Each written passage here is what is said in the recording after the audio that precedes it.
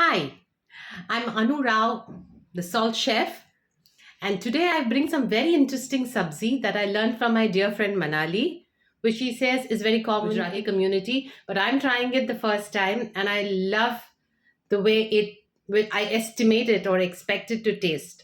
This is a methi ripe banana sabji that is ready in less than 5 minutes.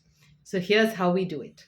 Begin by putting about a tablespoon of oil into the pan that I've kept to heat. In goes about half a teaspoon of mustard, a pinch of hing,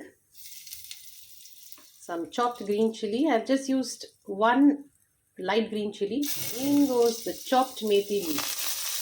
Fry, fry, fry. What a lovely aroma of methi. I'm adding some salt, a quarter teaspoon of haldi.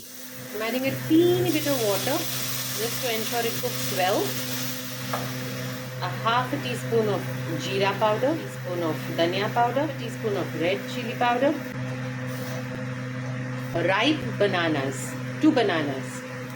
I'm adding like a quarter teaspoon of sugar just to balance the taste, a teeny bit of water. I'm just going to cover this for 2 minutes and wait till it's all done.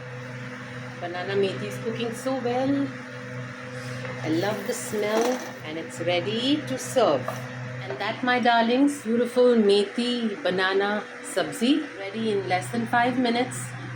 And I'm really waiting to eat this today for dinner. And there it is, the ripe banana and methi leaf sabji. Enjoy!